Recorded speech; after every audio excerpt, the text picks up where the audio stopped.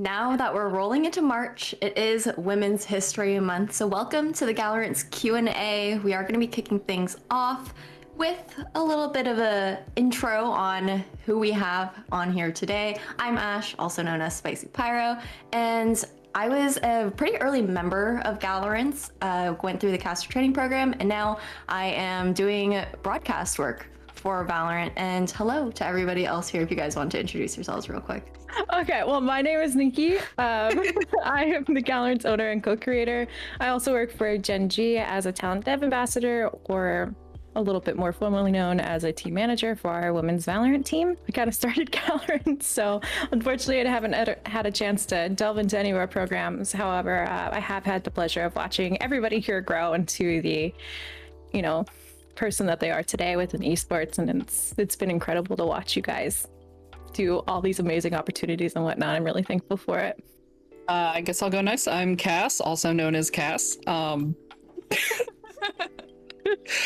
played Valorant competitively for about the first year and a half of the, that it's been around, and I made mod for Galorants.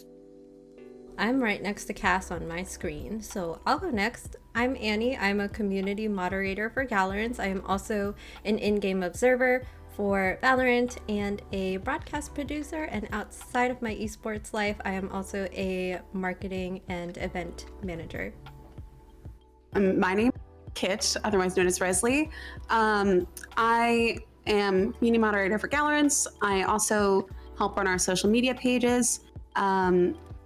I do some work as a tournament organizer within Galorants as well.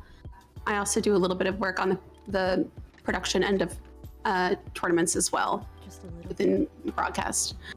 Just a little bit. There's a little bit more than a little bit. We try and we out here. I'm proud. Making our way up. It's nice to have you guys all here and chilling in a call. It's really nice to see your beautiful faces. Happy Women's Month to everybody. Moving forward, Galorants, what do we do here at Galorants? Galorants' mission statement is basically we provide opportunities to women and non-binary gamers that are interested in pursuing something within this field, whether it be in competitive or back-end administrative work or TOing or caster. We try our best to delve in as much as we can to provide the opportunities that we can here. And I think we've done a pretty good job. I think we've provided, a lot considering how small we were to begin with. Galorant started off as a subreddit post within the Valorant subreddit. Neophobia, the original creator, she wanted to create a Discord server for, at the time, women, and we were all having a tough time dealing with toxicity, and I saw that post within like 16 minutes of her posting that, and I reached out to her because I had created Discord servers for previous streamers before, and I thought, why not take this opportunity to provide something good this time around, right? And so that's what happened. Galorants started off as this really small community server and grew into a server to provide opportunities and a safe space, if you will. And it's been great to watch it grow into what we are today, where we just hit 17,000 members, I believe. And that's just an incredible feat that I never, ever thought we would have hit. Really, who would have thought? When we first started, we weren't even doing tournaments, and then we were like, let's do in-houses, let's see how that goes. And from in-houses started little tournaments with no prize pool, and then from there we just grew. Our very first tournament was for the women showdown with NSG, and then through there we did a charity tournament, and then we were approached by Riot and asked to handle their Game Changers Academy tournaments, which was terrifying but still amazing at the same time. So I thought that was always incredible. I joined during, the first week that the server was around. I think I was in like the first, 500 members or so. And at the time it was just, a server that I had joined just, for another place to find friends to play with and everything. And then here we are, almost 2 years later now. And it's what you just said. It's this amazing, wonderful place that we do our best to create a safe space for women and now non-binary members, and we have all these opportunities that are available And it's, I mean, there's no other way to put it. It's incredible. I think Cass has grown with me through all the growing pains and everything. It's been an interesting venture, but definitely worth it. Definitely worth it. Yeah, for sure. I don't think I was within the first 500, but I was definitely within the first like 1,000 members. And yeah, and I remember like playing in like the very first Galorants tournament ever. Like ever. And that's where I met Penguin and Wolf, who are also now like mods for Galorants, and I'm a mini mod. So I think it's really interesting to see like how far Galorants has come, like compared to that initial baby tournament that was put on, and like the scale that the community has grown, especially as far as like you said, now doing like Game Changers Academy, working with Riot. I feel like it's a lot that has happened just within the span of essentially a year and a half or so, and I think that's insane. And just that the Valorant community in general has had a really fast-paced growth ever since its release. I remember when I first became a mini mod, I want to say, I think it was actually like just 1 year ago, February 2021. I remember we were getting ready to put out our like 5,000 member giveaway, but before we got it out, we reached 6,000 members.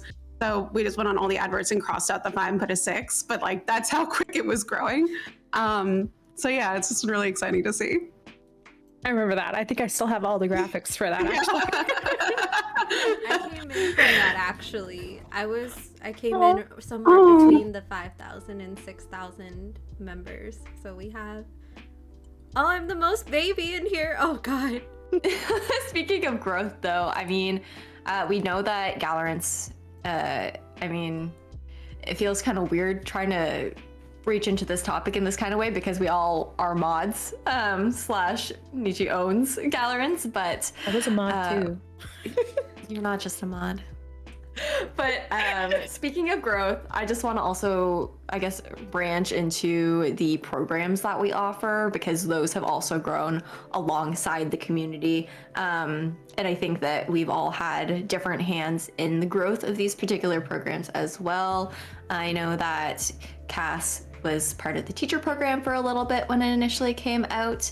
Then we have, I was part of the caster program, which is currently not as set as it used to be due to a lack of volunteer availability to get things running, but the community is still working on that. And then as well as like Kit has learned a lot about tournament organization and administration through Galorants, and then Annie being able to learn observing and production as well. So I kind of just wanted to, we can all just touch on these programs a little bit and talk about, I guess, what everything provides in a sense, and like the hands that we've had. And if you wanted to start things off, Cass, about the teacher program, I think that's like the most recently revamped program as well within Galorants. Yeah, sure. It started out, I think after we had a couple thousand members in the server, the very first iteration of the teacher program, and it was essentially, for players that wanted to learn and improve and get better at the game. Members that were higher ranked could sign up to be a teacher, and I think the requirement was you had to be like plat or higher, platinum rank or higher. And we didn't have like a ton of teachers, but we had a decent amount of people, like, students. And it's kind of wild to think now that, like, looking back, there are some players that I coached, year and a half ago or so, and like they were iron rank, they're bronze, like they're like, the lower ranks, but now they're immortal, they're competing in like the highest tier tournaments. And it's kind of just wild to see the difference that, like, like obviously there's more to it than that, but that was a part of their journey, that was a part of how they grew. And it's just amazing to think, what that little bit, like just a couple hours that I'd spent with, like, some of these people, like I was a part of that journey now. Like it's really cool to see just the progress that so many people have made in the server because of the teacher program. And it's like you said, it's kind of gone through a couple different iterations. and we have the revamped version about it is about to officially launch, I think, right? Actually, it just launched. Yeah, I think it It just launched. Mhm. Yeah. So it's kind of fun to think, who's going to be signing up for the program now that, in a year from now they're going to be competing too. Hmm. And I think like talking about the teaching program a little bit more, it's really interesting to see how valuable these programs are to the community because, as far as women and non-binary gamers go, I mean, things have been shifting, obviously, especially recently. It's a lot more welcoming to women and non-binary gamers in general.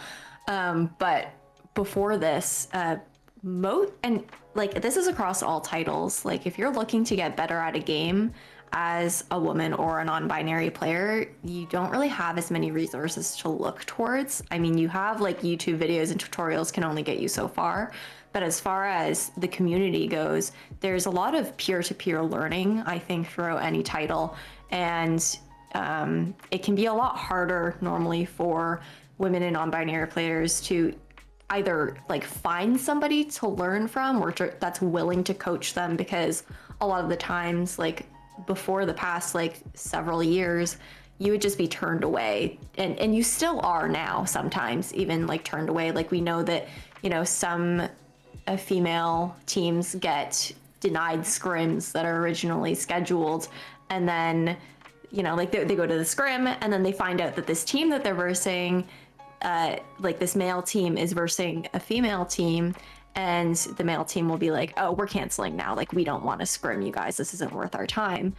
So I think that programs like the learning program just provide so much as far as having a safe space where we feel comfortable as women and non-binary players to like reach out, and we have people that we could talk to and learn from, as opposed to the fact that like normally it's so inaccessible, or you just usually don't feel safe doing it. But yeah, I don't know, that was just my little piece. Yeah, I think it's really important and that you brought up safe spaces, Ash, because places like Galorants is one of the largest, but it's not the only safe space for female and non-binary players. And now I would say that it piloted an initiative to create more safe spaces once people saw how successful Galorants was. The teaching program is a great example of that, but another thing that players use our servers for is to find scrims with other female teams so they don't have to be turned down. There are also the other opportunities for casters, aspiring casters to learn, for observers to learn, for women and non-binary individuals to just connect with each other and find casual games to play. Like, these spaces are so important to fostering a healthy and safe environment for the gaming community and esports in general. And in the 2 years since Galorants has existed, there have also been similar communities popping up, not just for Valorant, but for other video game titles and for other aspects of gaming and esports too. I know of a pretty tight-knit production community that's focused in female and non-binary talent. Going off on that, like I said, I work for Gen G, I work with our female team, and we get denied scrims just because people assume like, oh, we're our men's team, and all of a sudden they hear that it's our female team and they're like, no, we don't want to do that. We don't want to, it's not going to be as good of a scrim, and the competitiveness is not going to be like, it's going to be up there. People just don't want to play these teams just because they think that we're inferior by some, it's ridiculous to see how things like this still happen in this day and age. And it just shows how important that these programs and these safe spaces, not just Galorants, but like Annie said, multitude of areas are important to have because it fosters growth. Learning programs for lower ranked individuals, right? It's so important because that's how you continue to grow your scenes. You keep your same talent in there, the same talent pool, and eventually things are going to kind of spread thin. You need to get that new talent in, and they need to be comfortable asking for that help. And there's a lot of areas that they just aren't. So that's why it's so important to keep, all of these little areas, all of these little safe spaces around, because it fosters the growth that each scene needs, whether it's competitive or on the back end of things. I think that's something that like a lot of people don't really understand if they I'm just going to say in general, I think that's something a lot of people don't understand is the importance of it. Especially in the competitive scene, you see a lot of people arguing like, oh well, if these non-men players are as good as, you know, the normal player, the quote unquote normal players, like the pros that we see out there in the male dominant scene, shouldn't they just be able to compete? Like if they're that good, like they should just be at that level, blah blah blah blah. But it's like this lack of understanding that despite even being that good, even on the side of being that good, it can be hard for non-men players to get that good because of the the denial of opportunities, and two, you'll have teams who don't want like a woman or an NB player on their team. Like I've seen so many tweets about girls and NB players who are reaching out for team opportunities to do tryouts and whatnot, and like they'll be going through DMs with people, and the people will be responding like really looking forward to this tryout, like blah blah blah, like excited to actually see what this player can do, and then they find out that they're not a man, and then it's just like, oh, we don't want to try you out anymore. And it's just kind of like a little summary as to just like remind everyone that, you know, the skills are there, but the importance of these communities is, for one, safety, and two, to uplift women and NB players because of the fact that it's just not normally as accessible. And sometimes like there are definitely people with like raw talent, but at the end of the day, it's also a lot of practice that goes into it for these players. And if you're denied the ability to practice at a high level, you're not going to be able to get better. Yeah, I don't really know where I'm going with this point right now. I agree. But yeah, you're saying. No, I think, you know, not that I'm a high low player trying to make it, but from what I've seen, it looks like that it's a very stressful path to try to take if you're trying to make it as a professional esports player. Like whether you're a woman, man, non-binary, whatever you identify as. Male players have it tough too, but then if they were constantly like those players that are, or teams, managers, whatever, that are constantly denying women these opportunities, and then asking why women aren't competing with men all the time, I don't think they realize like how long can you stay in a scene when you're trying your hardest. You might even have the same amount or more talent than some of your male colleagues, but you're just told no all the time because of who you are. And then how does that affect your gameplay?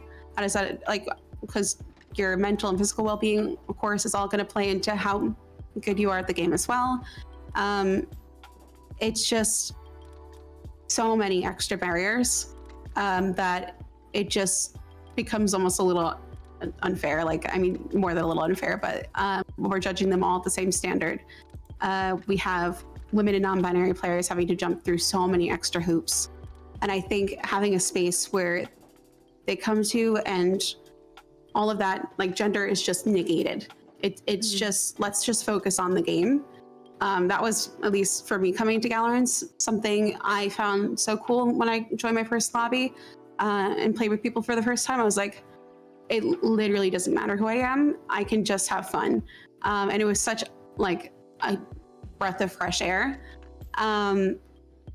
So yeah, one of the reasons I fell in love with Galorants too, just kind of tying back to the teaching program, was because of that as well. And I think just providing these spaces that people can come into, like you said, feel safe, not have to worry about who they are or where they come from, and just know that there's people who actually want to help them and are committed to seeing them succeed. It's such a powerful thing, and we can already see the changes that it's making in the scene. Mm-hmm. Absolutely. And I think like all of these points also just extend into the industry in general, like whatever role it is, not just necessarily pro players, but any non-man person going into a male-dominated industry. It's tough. It's really tough because doors can just be closed on you because, you know, people will automatically be like, oh, like, gaming's just for dudes, and therefore you don't know anything like about it. You don't know what you're talking about. Like, you're not good at this stuff. Like, there's no way. It's all like the stigma and the stereotypes that come along with it, and then that also bleeds into like every other facet. Like, I mean, I'm gonna throw to Annie, for example, working in production and in observer work and whatnot. Because I know, like, I can speak from my personal experiences as a caster, getting a lot of flack, especially because as somebody who's like actually on the screen or talking to the audience who's listening to a tournament, it'll be like, oh, is this a women's only event? The caster is a girl, so it's got to be a women's only event, right? Like, that's what I'll hear in Twitch chat. And I was just wondering, like, Annie, did you want to like talk about your experience as an observer and in production, and how you feel like your journey has gone as far as gender being a part of it as well? And Sophia came to say hello. Cats Like working backstage in observing and in production, I have a slightly different experience from Ash. It's like when I am working on let's call them like co-ed tournaments, like non-female, non-binary only tournaments, I've never felt like when I've had a talent announcement that people think like, oh, there's a female producer and a female observer, then it must be a female only event. However, my struggle in working in broadcasting is trying to find opportunities. Like, you know, we talked a little bit, there's the concept of there's doors closed. Sometimes it's hard to figure out where the door even is, girl. Like, True. like when I started out in observing and producing, well, a bit of background of how I got into it. I actually became an observer only for the purpose of helping out Galorants. Actually, I was already a mod at the time, and we were canceling some of our NA in-house streams because we just didn't have the woman power to do it. There was no one that was available to observe and knew how to observe. At times we had a lack of producers. So I was like, well, I really care about these streams, and NA in-house are really fun for me. So I want other people to have that experience too. And I ended up really enjoying it. And one of the observer mentors in Galorants, her name is Dazed Dreams. She has been a wonderful mentor to me and introduced me to a lot of different female and non-binary individuals in the scene that have given me opportunities to showcase my work in observing and get experience and broadcast hours and everything. And yeah, it is really thanks to the women who came before me that I am where I am today. That's so sweet. That was so sweet. I didn't know that you started observing because of our in-houses. I didn't know that. That's interesting. Yeah. Look where you are now, though. I know. True. It stemmed into so much other work, and I'm so grateful for it. What's beautiful about that too is Annie is so committed to sharing that experience with so many people. Like, the only reason I've gone into production a little bit is because of a similar thing. I wanted to help out with the Galorants event where they needed someone, and Annie sat down and taught me everything I need to know, and she's constantly helping others and is so committed to mentoring people. And I think that's a common theme within Galorants. A lot of the people that have been lifted up just love to pass on that wealth, and I think that's what's made the community so successful. So I just wanted to highlight that for a second. We need more of that. I'm very appreciative of people like you. Oh, stop. Going off, I think it's really incredible to see how, you know, you learned something just for the sake of learning it, and it's provided you with so many different opportunities that you never thought you would have experienced. And it's incredible to see that growth and to see how many more opportunities that you are getting and that you are choosing to delve in. And that's one thing that people forget to realize, that putting yourself out there, even though you're not familiar with it, or even though you're trying to learn it, is so huge in getting into this industry.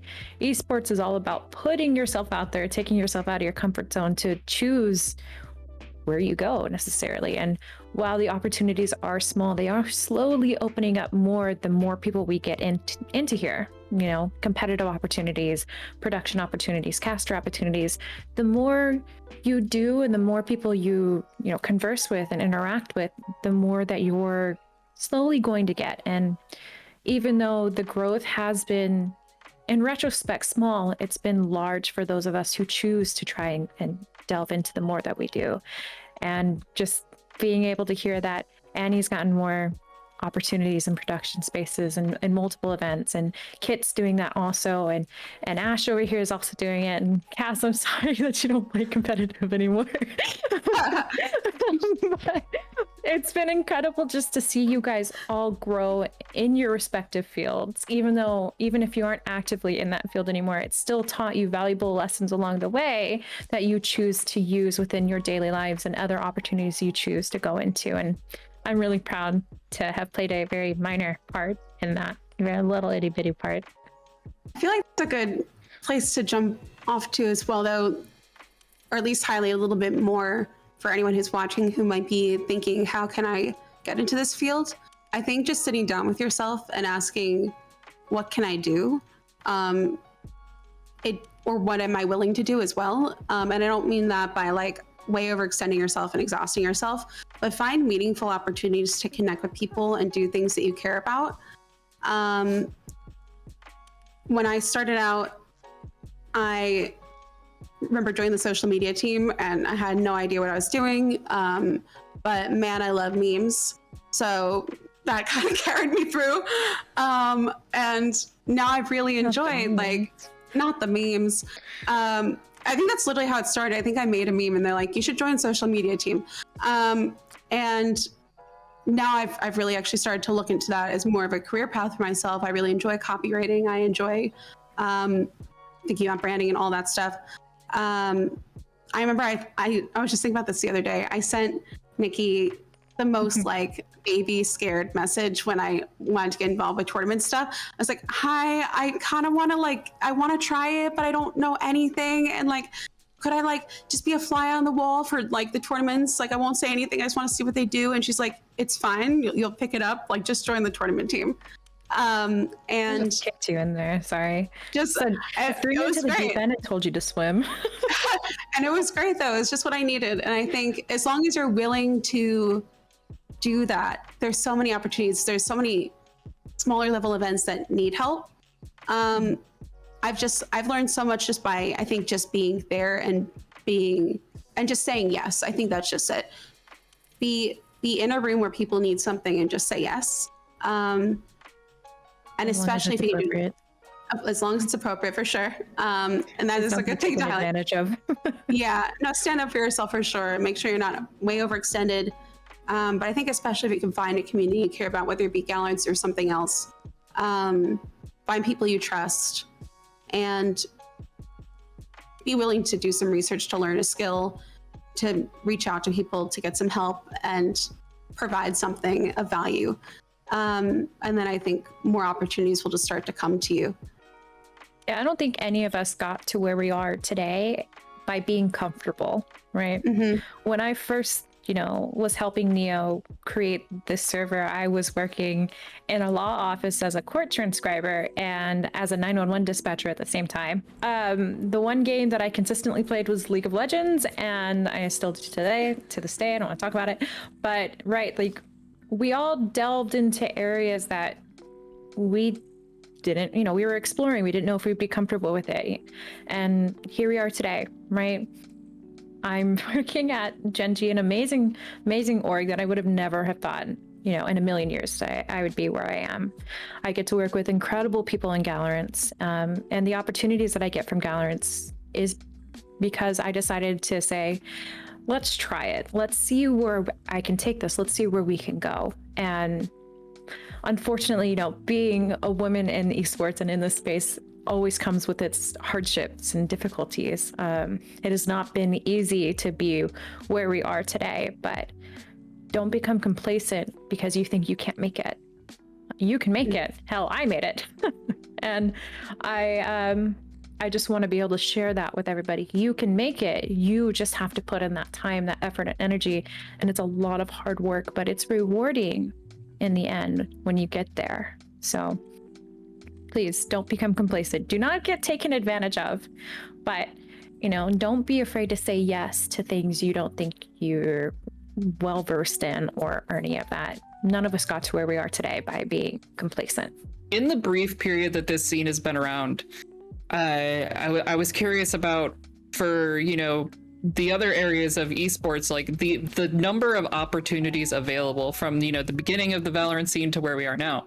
Because from like a competitive sense, in the early days, there weren't that many opportunities. There weren't that many tournaments that you could play in. There weren't that many things that was like accessible.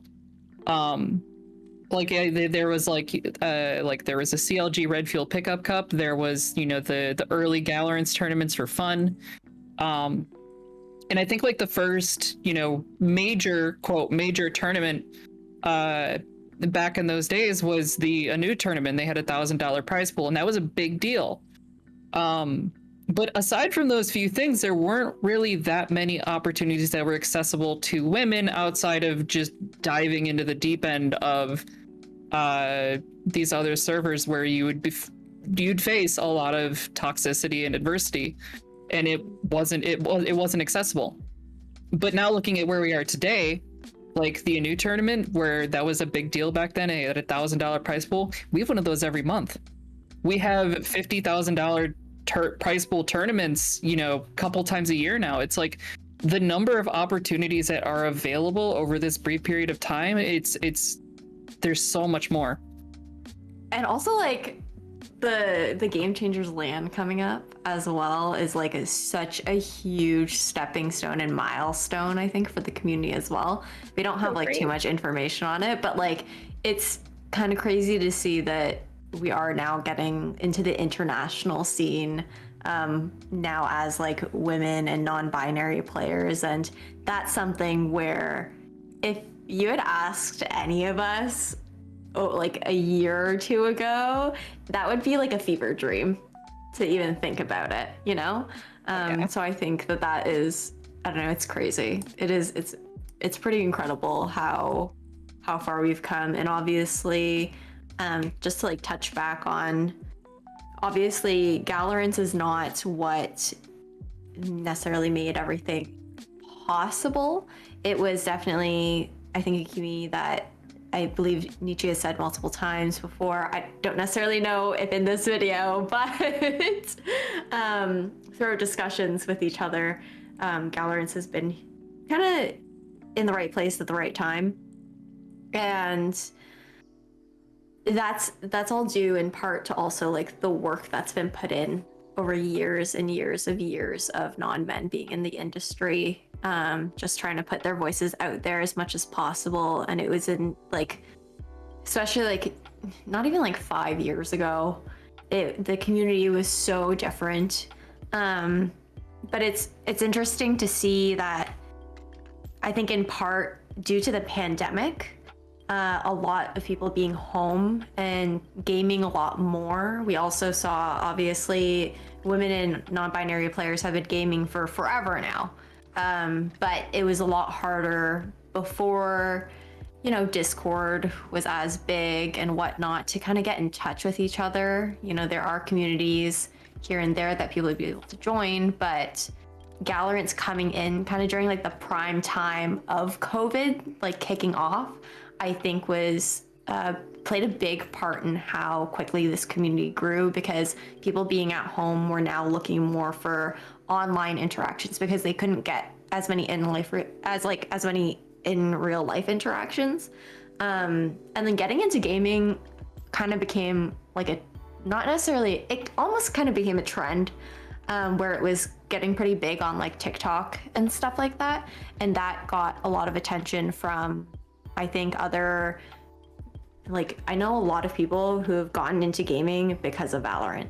Like people who didn't play games before Valorant because they saw this community growing, and then also saw like creators who were women and NBs on TikTok, on Twitter, on Twitch, getting into this game because they were home, like they were looking for like entertainment.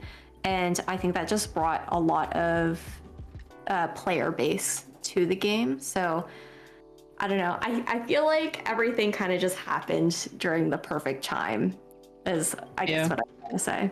No, it totally did. Galorants started pretty much at the very beginning of COVID.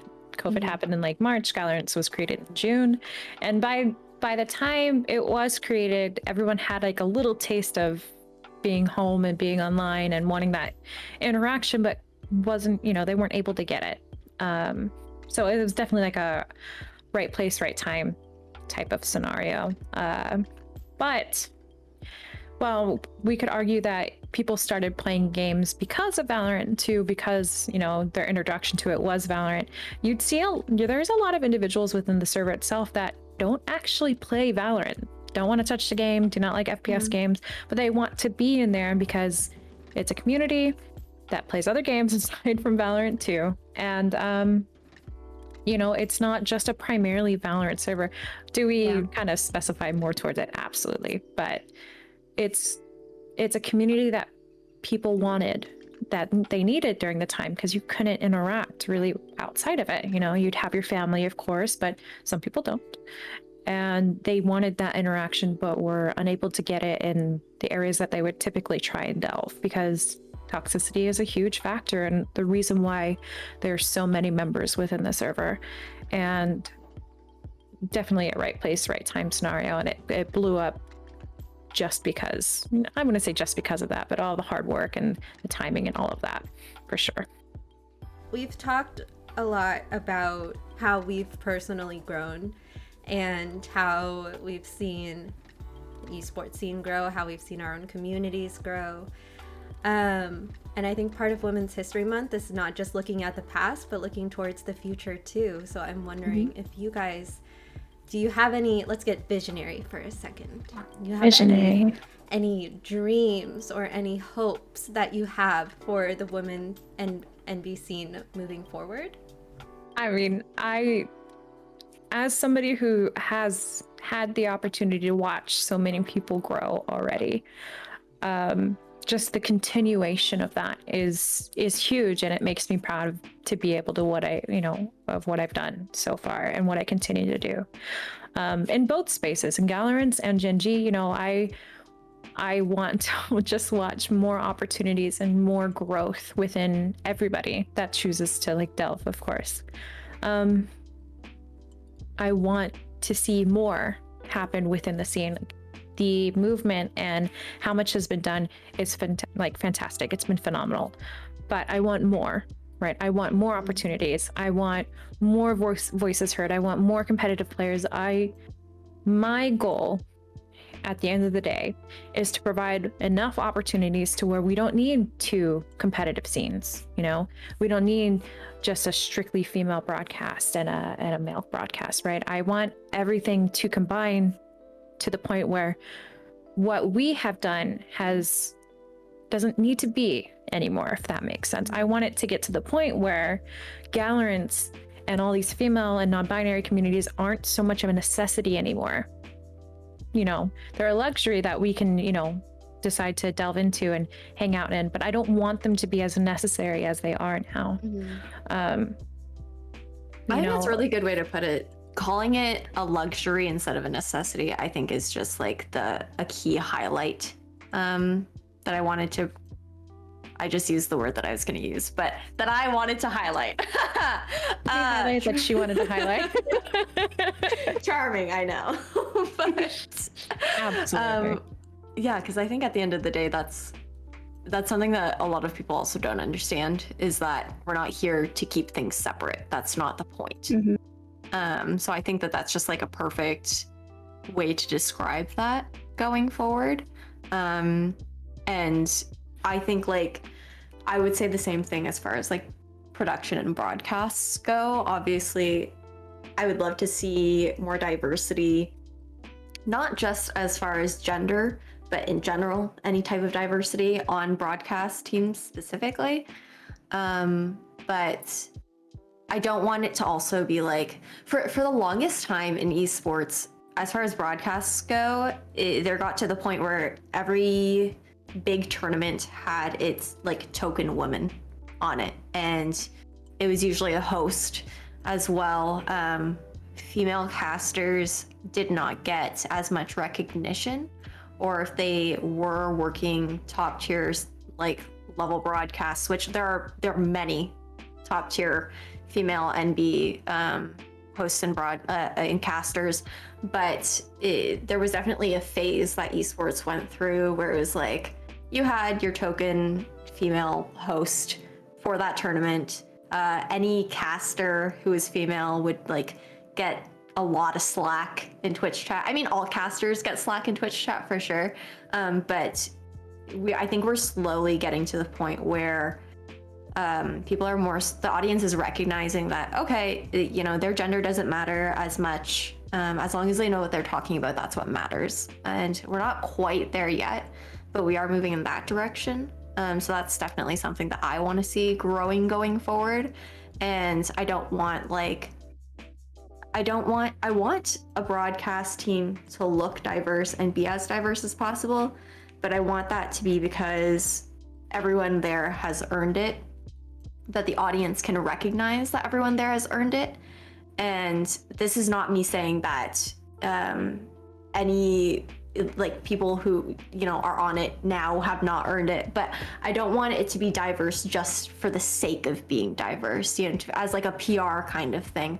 I want it to be because the audience and the organization feels that, you know, everybody on this team has done the work, they've put in the work, and they're capable. Because at the end of the day, I think that's what's really important, is just to be able to recognize the skill and the effort that people put going forward, especially women on productions, because of the fact that, you know, normally you get a lot of slack, claiming that, you know, we don't know as much about what we're talking about, even though you have like incredible talent out there doing amazing work who are experts, and they talk about, you know, the game, and that's their job because they're experts on it. But I think for a long time there was this lack of recognition, in the sense that it was just like, oh, the token girl or woman on the team, rather than actually recognizing them as an expert in her field. Yeah, and kind of going off of that, I think not only like the treatment of women in broadcast or just esports in general in like Twitch chat, like from the public coming in, but I think the stories I've heard from women I've met that have been in the esports field for years, trying to make it when there weren't just many resources to help them along. Some of the stories I've heard of how women, especially in broadcasts, were treated are just pretty horrendous, to put it bluntly. And my background is partially as a musician, and also as an educator, but I know just as a musician, especially being a similar entertainment field, you're always just trying to get the next opportunity, and it can make you really afraid to speak up when you're being mistreated or you're being taken advantage of, in a professional sense, because your reputation is everything. You want to be known as easy to work with. And I think that's like, there's something, especially with women, I think a lot of us are raised like we're not supposed to, you know, make a scene. And Make the scene, do it. Yeah, no, do it, really. Do it. And No, literally do it. I think that's one thing I hope for Galorants in the scene going forward. What I'd love to see is that everyone who kind of comes through the community and is trying to learn something, I know I'm definitely less likely to speak up. I have a hard time speaking up about some of those things myself. And especially if I'm not like super confident in the work that I'm doing, if I feel like I'm still learning, I'm like, oh, like if I don't know what I'm doing and I'm like, you know, God forbid, asking to be treated with respect, then they'll never want to work with me again, which is silly. And I just hope that we can give them the tools that they feel confident enough that like, I am supposed to be here. I am valuable to the community, valuable to this profession. And I deserve a certain level of respect, and I demand that level of respect, in a professional way. But that's something I hope going forward, as much as I'd hope that other parties would just give us that respect too. I think preparing ourselves to ask for it and expect it and make it an expectation, and don't let these like things slide anymore. That'd be something I hope for the community as well.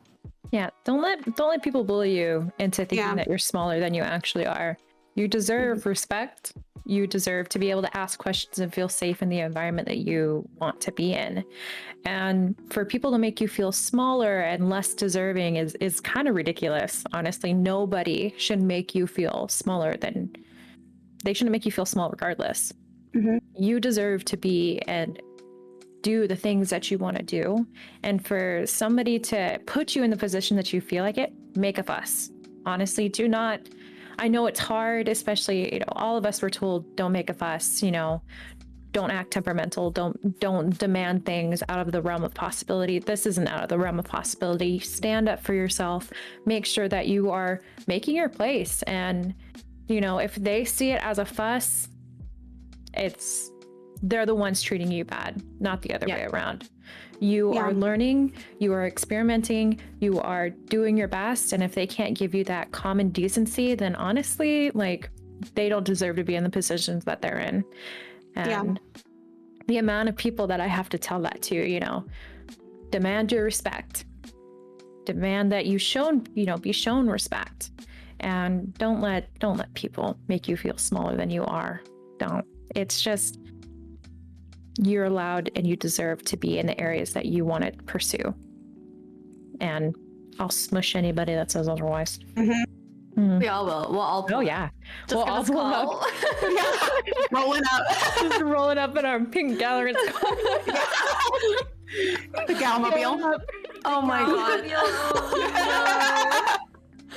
If you're sitting there and you're going through an experience and you're like, this doesn't feel right, and you're not sure, I think that I'm not to speak for all of us, but I think we can all agree, feel free to reach out to Galorants either through our mod mail system, or probably any of us on the moderation team, I think, would be happy to talk about it with you and provide some insight.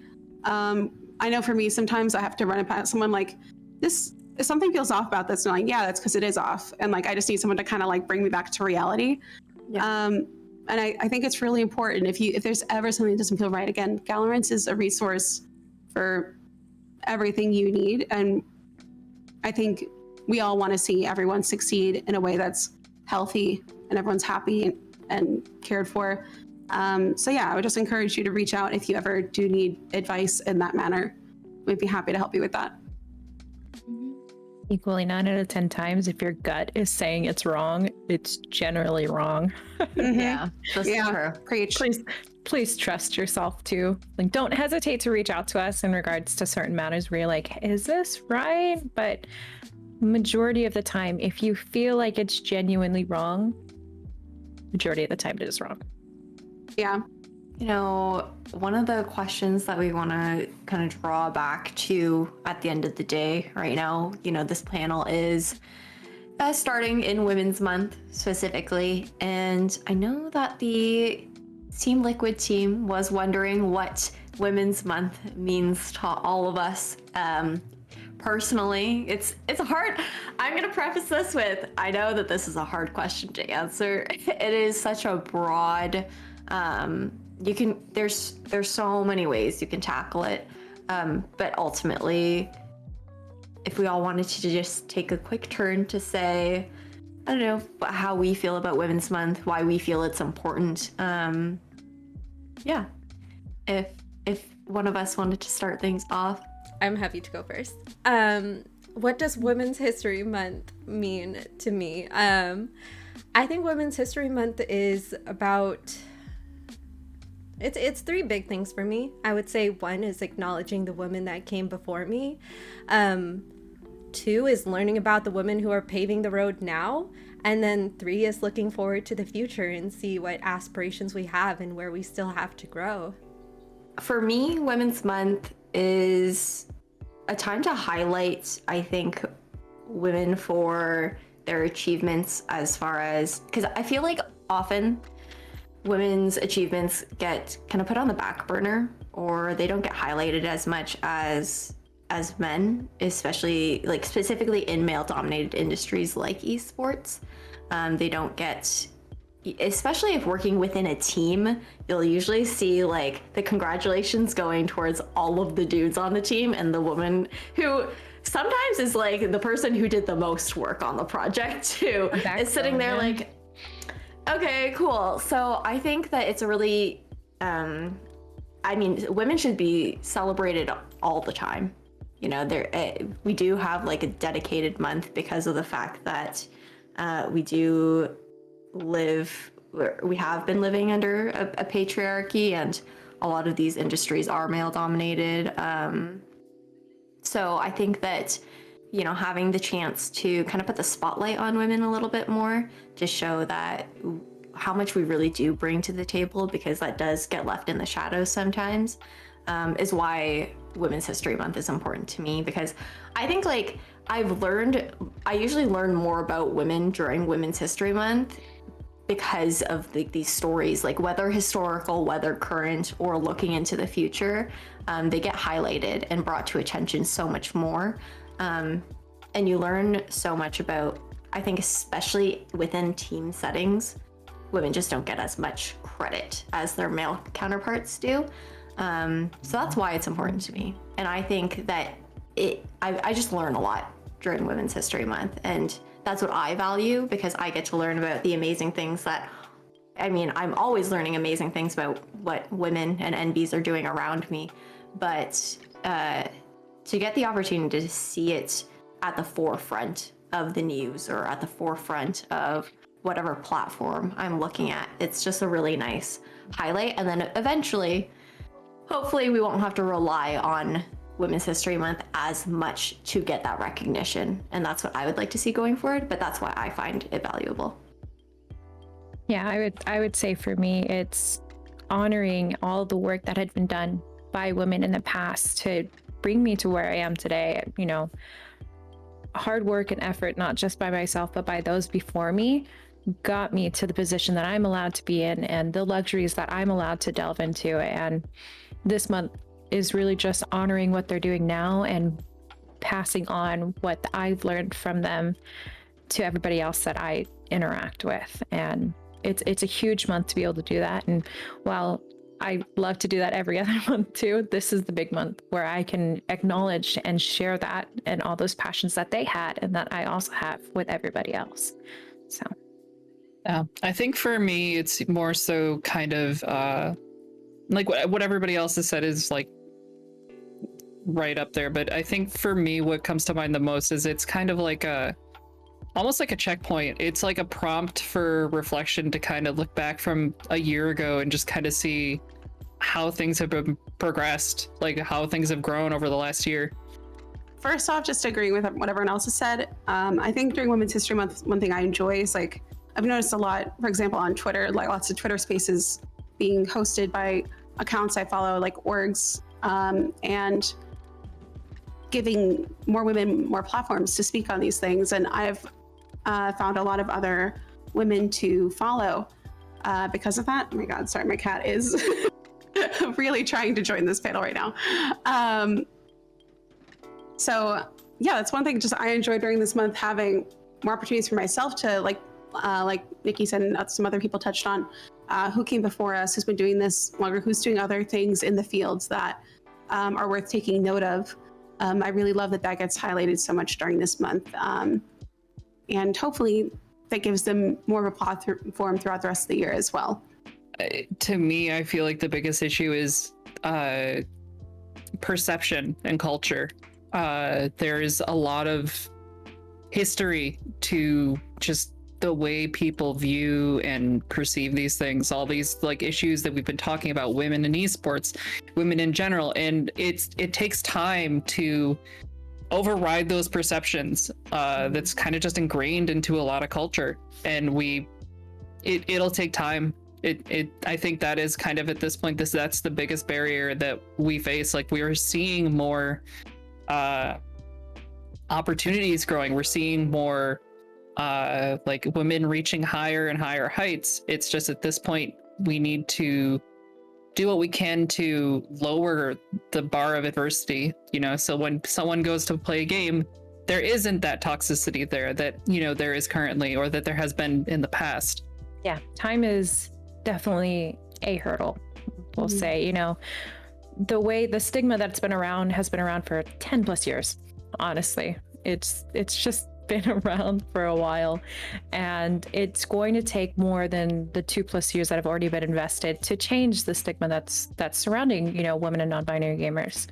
And you're seeing that change slowly happening. You're seeing more orgs get female teams, and more orgs hiring female production and talent in general, and it's great, and it's amazing to see that movement. But it's going to take time for acceptance to be to play a huge part in the way things are ran. The community needs to learn how to accept the participants need to be able to accept the changes that are happening, and stop being stuck in that stigma that's around already. On top of that is just opportunity to learn, opportunity to watch, opportunity to feel comfortable in interacting in is another huge hurdle. You got to feel safe in the area that you decide to pursue, and if you don't, then it's going to completely turn you off of it.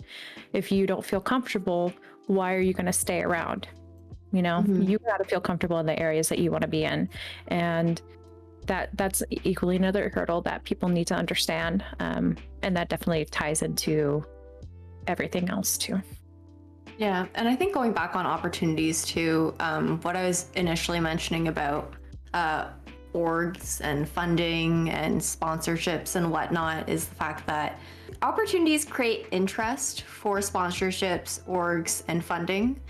But funding, orgs, and sponsorships also create opportunities, and it's like this cycle that has to be almost broken in a sense, and that ultimately comes down to the community itself.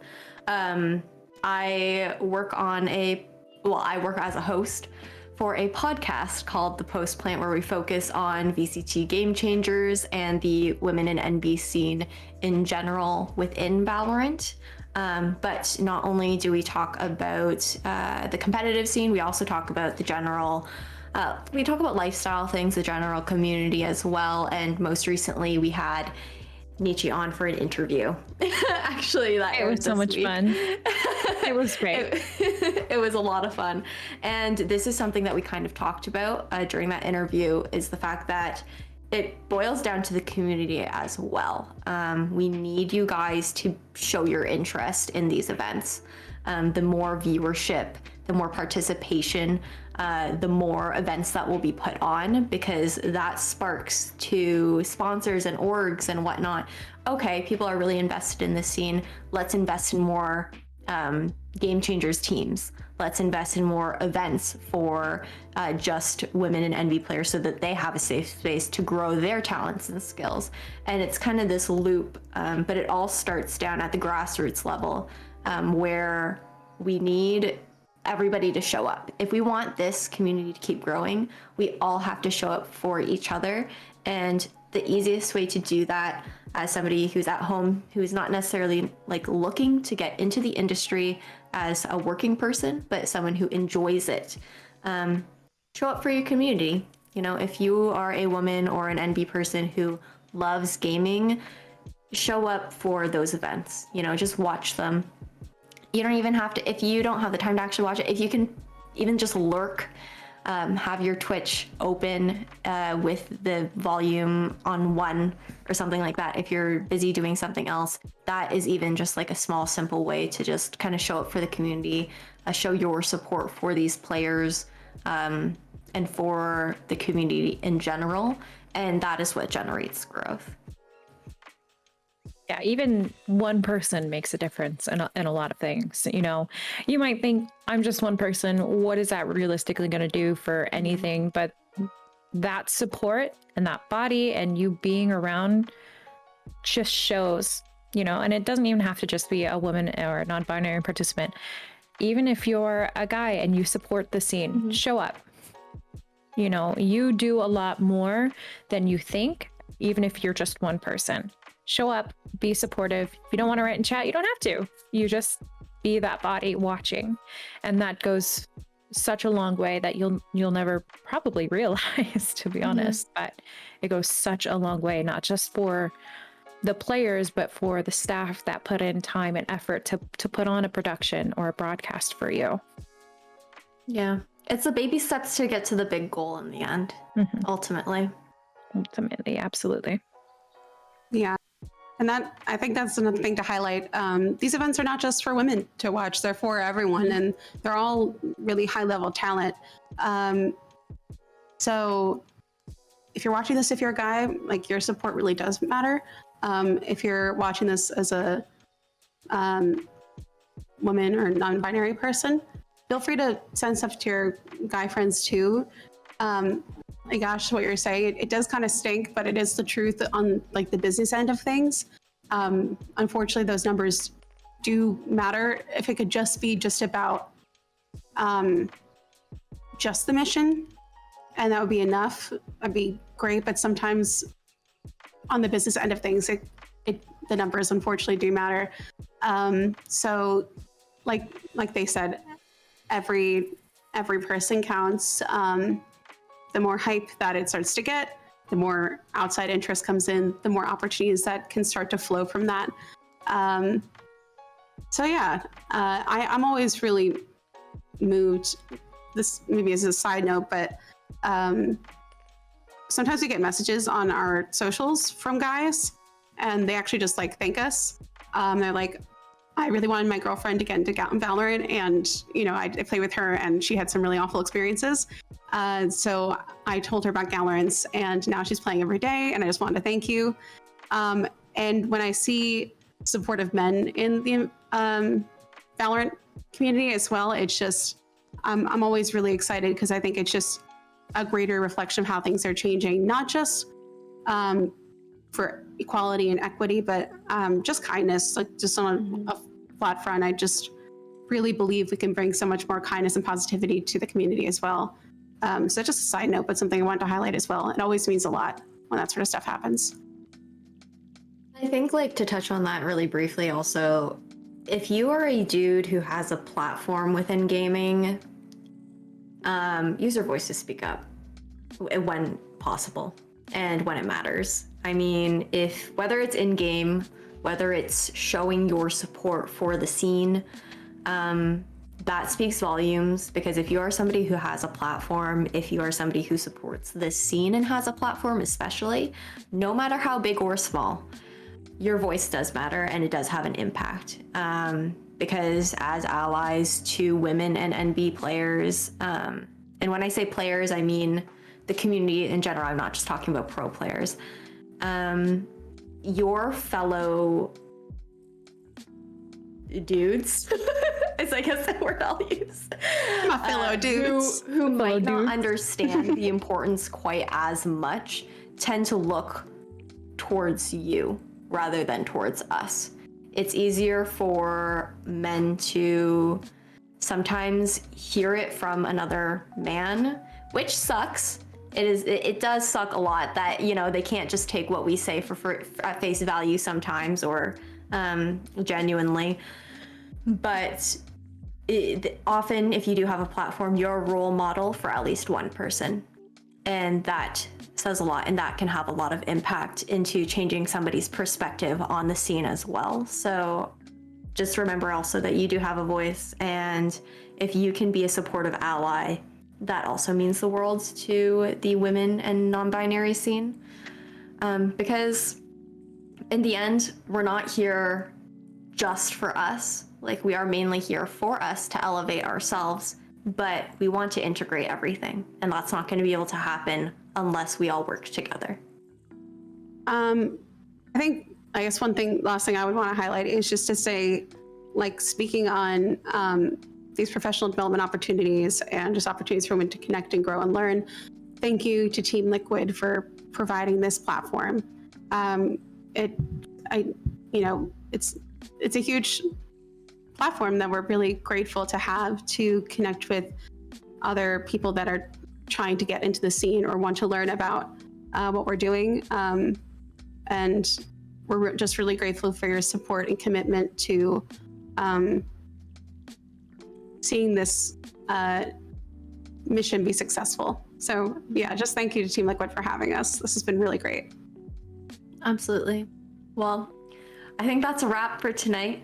Again, like Kit said, thank you so much for the opportunity, and we're so glad to be here to be able to talk about our experiences with you guys and share our perspectives on the gaming scene for women and NB players and communities specifically. But yeah. Bye.